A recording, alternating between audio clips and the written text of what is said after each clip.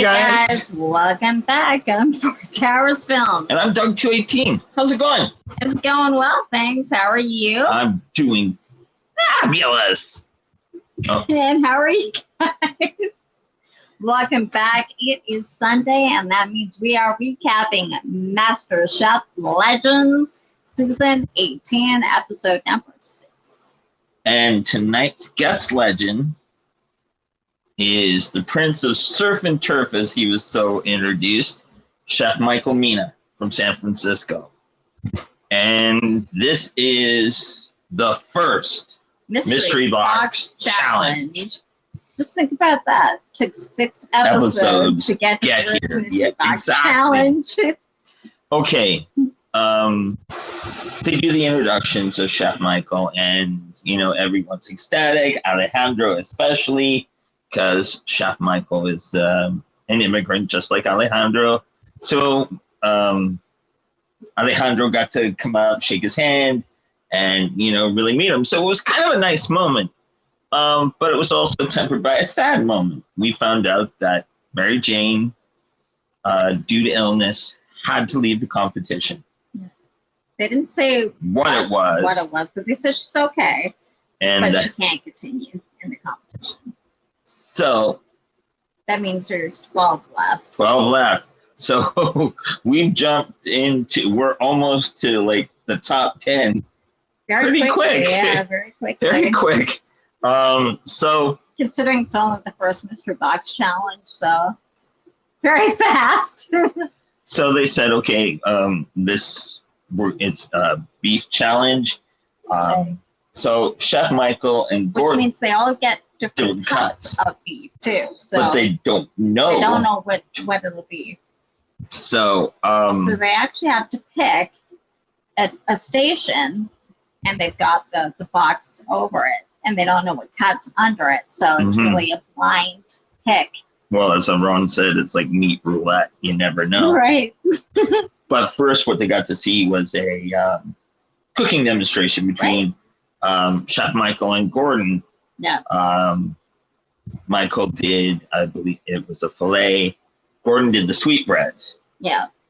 And which nobody wanted to get. Nobody. Not a one. But they both made it look so simple. Years of experience. Like they said, this 2 MasterChef legends, and this is how it's done kind of thing. So everyone chose their station, like you said. They were told they had 1 hour to make a stunning meat dish. Right. And the prize was... well, and they also said they didn't want to see stuff they'd seen before, because they've done a lot of meat dishes. That's true. Over the years on MasterChef. So they said, don't give us like a run-of-the-mill kind of stuff. Like, give us something different, a little bit outside the box. So they told them what the prize was, which was a dinner at Chef Mina's San Francisco restaurant. So they're told they got 1 hour, make it fabulous. They all choose their stations. They're told to lift, and Abe and Ann's heads drop. Abe got the sweetbread and got beef cheek. And like, she literally is like, I'm going to throw up. I'm going to throw up. I've never cooked it. I don't know what to do with it. I don't know how to make it delicious.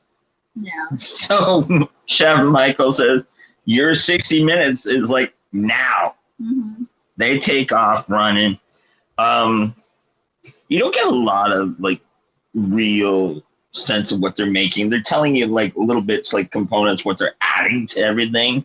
Well, I mean, as they go around, they're showing what each cut is, which we'll get to when we talk about their dishes. But and then so they'll explain a little bit of what they're doing, But like with most Mystery Box challenges, you don't get to see all of them. They just pick the top 3 and the bottom 3. So.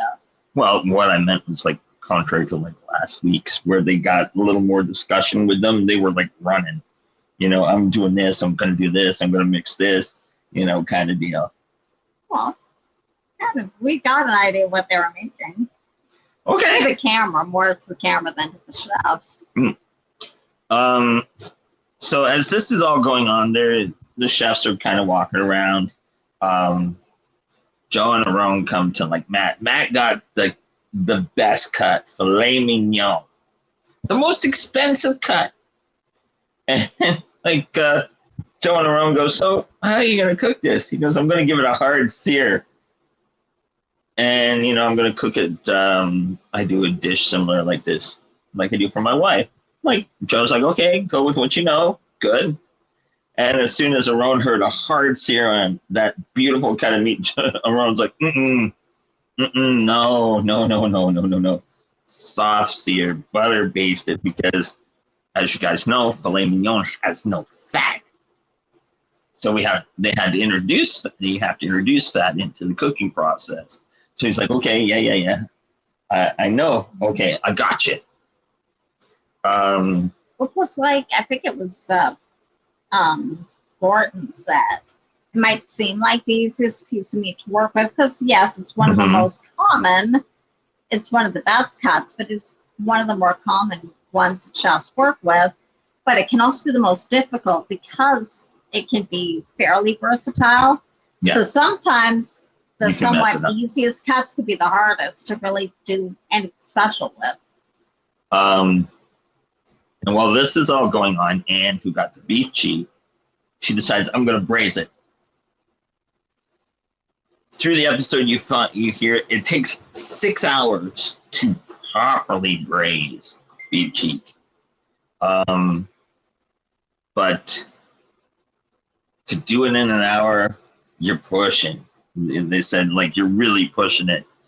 So you're going to be lucky. Everything has to be on point. So as the clock is ticking down, everyone's working hard. Like the clock the time really got ahead of people. And at like 21 minutes, Matt takes the one fillet out, temps it. Dang it. I got to redo it. 21 minutes into a cook. How do you properly, you're over, are you going to be able to get it cooked proper in 21 minutes? I don't think so. Like, to get a good medium rare. Maybe use pressure cooker, but other than that, not really how he's doing it though. No. And it was hard, like a cast iron pan and like a real hard sear. It looked beat up in the pan. It looked beat up in this pan. I'm not gonna lie. It looked like somebody had just beat the tar out of this thing. Now, Anne, she got the beef cheek, so she's like, okay, I'm gonna dress 2 plates. Yeah, I don't really get her reasoning why she was gonna do that, but I guess her idea was like, okay, I have one at 35 minutes, one at 45 minutes. If this one's no good, I can at least go with this one. Yeah. And but they more or less told her that that's not really a good idea to do. Just give us one. Well, he even said that. Gordon said 1 plate. Yeah. He didn't think about doing 2 plates. Yeah. Do 1 plate. And like he's literally on the judging podium, he's going like, I don't get it. And 1, and she's still dressing 2. Well, until they basically said 1 plate, not 2. Yeah. And so she go, okay. But she still finished 2 plates. I think she only did the one. She partially did the 1 plate. But because her plating didn't actually add up in the end because she took too much time. Yeah. And then she ended up regretting doing that. So time gets called. They're like, okay, we want to take a look at some of the other dishes. And surprise, surprise, the one that got the one ingredient he didn't want got called up. Top 3 dishes. Top 3 dishes. Abe got called to the front. Sweetbreads. with the sweetbreads. And he looked shocked. Well, because he was going to fry it. And then he was like second guessing himself whether that was a good idea. Well, he did deep fry it, but how he was going to do it wouldn't have cooked properly. And Right. he actually took the advice that Aaron gave it to him. Yeah. You know, do it in boil it in milk, then dredge it. It'll help the frying process. So his dish was deep fried sweetbread with butternut squash puree and coleslaw with raisins. I don't know, coleslaw and raisins. Have you ever had that? No. Apparently they liked it though. There was all great I comment. don't particularly like sweet coleslaw though. I like vinaigrette coleslaw. All the comments were really good. The only kind of negative one came from Aaron. It's like the butternut squash puree is sweet. You don't need the raisins. It's sweet on top of sweet. But you treated this ingredient with the dignity it deserved. So this kid who was in the outhouse last week and like in the top 3 this week, he had a smile ear to ear. Worked out well. It worked out very well. And it shows if you take the advice they're giving you, They'll notice that you're they'll notice. them, yeah. The next one that got called up is Joseph. Now, when they were going around, they're like, Joseph, it looks very simple, very kind of sparse, the plate. So Joseph did, and this is a play on a family recipe, he was saying. It's a shisho wrapped flank steak with pickled radishes, noodles, with a salt and pepper lime sauce. All 4 judges right across the board said it was very clean. It was a fantastic dish. And Gordon spoke up and said, Joseph, to date, this is the best thing that you have cooked so far. Mm-hmm. So that's 2 glowing dishes. And Kelsey got called up again. There's our top 3.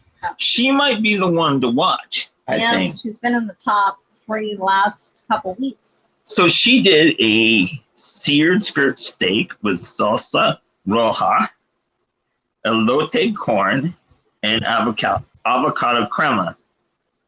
The other 3 judges liked it. The only thing Gordon said, maybe to really give it a more pop of flavor was charred lime and salt. So they said, okay, listen, you guys have really given us something to talk about. We're going to discuss. So they discuss, they come back, and they say the winner is Abe with sweetbreads. Way to go, Abe. Way to go. So we go from the penthouse to the bottom 3. to the bottom 3. And the first one they asked for, Anne. The first one they asked for. She did a braised beef cheek with creamy polenta, roasted root veg. Gordon and Michael looked at her and said, it seems incomplete. It seems like the pressure of the challenge got to you, not the pressure cooker, And he said also, if what you should have done is cut the beef cheek up smaller, right? Yeah. It would have cooked to its fullest. Right. And Joe's like, okay, here's a perfect example of someone that does not understand how to braise. This is MasterChef Legends. We expect you guys to understand certain techniques when you get here. Well, they obviously thought they did, or they wouldn't have gotten there, even to that stage. So, like the lady said. Now Lexi got called up. She was in the top 3 last week, and she's in the bottom this week. Gonna happen though. Exactly. One bad dish. Well, that's it. As they say, you're only as good as your previous dish. So. That's right. So Lexi did a New York strip with roasted potatoes, sauteed mushroom and onion, and a Cabernet jam. Okay. Complaints were that the potatoes were white. No. Joe didn't like that the potatoes were white. He's like, were they meant to be like this? You know, kind of thing. And that the meat seemed undercooked and was dry, and the potatoes were bland. And he's like, you know, white potatoes on a meat dish, you know, it makes me angry. Really? Really? I'm thinking you have some anger issues there, Joe. Yeah, that buddy. made me angry. If that made you angry, you I hate to break it to you, Joe. Potatoes are white for the most part. And now, last but not least. I just thought it was funny that he got so upset over white potatoes. Bland or undercooked over whatever. Okay. That's one thing, but the color, I don't know about that. Oh, yeah, that's a bit of a stretch, I think. Last but not least, the man with the premium cut, Matt. He looks shocked. He looks shocked. Literally. He's like, well, you know, I was in the bottom last week. This has to be my redemption dish. Apparently not. Dude, you're in the bottom this week, too. Yeah. So he did a filet mignon with a porcini vermouth pan sauce, Brussels sprout, and garlic mashed potatoes. Now, the harshest comment I think we've heard so far. Or at least in a while. And this came from Joe, was this is a dish you would get in a restaurant with anonymous cooks where it doesn't really matter what you're eating or who is cooking it for you. Some of it's like a chain restaurant, you know, like a, not to disparage them, but like a Denny's or like something like that, where you pretty much get the same thing anywhere. Not like a Michelin star type restaurant. Yeah. Like, nice, Joe. Or like cafeteria food or something. Exactly. Nice. Nice. Like, you know, cut a guy right to the quick, right there, you know. But that's Joe, though. Yeah. And the only positive comment this man got was the vegetables was seasoned well. Yeah. That was He thought it wasn't a vegetarian challenge. You know, and you would have rocked it. Like, exactly. This man's jaw literally swung. Like, he's like, so they're like, we got to talk. You know, we got to go and talk. So they came back and they told, you know, they looked at all three of them and said, you know, some of you made some real horrendous technical errors, but the one that got the Cadillac cut and didn't treat it with the respect it deserves. Ooh, Matt, are you listening? Matt got sent home. And he's like, I'm okay with that. You know, I'll keep learning. I'll keep cooking, you know. Yeah.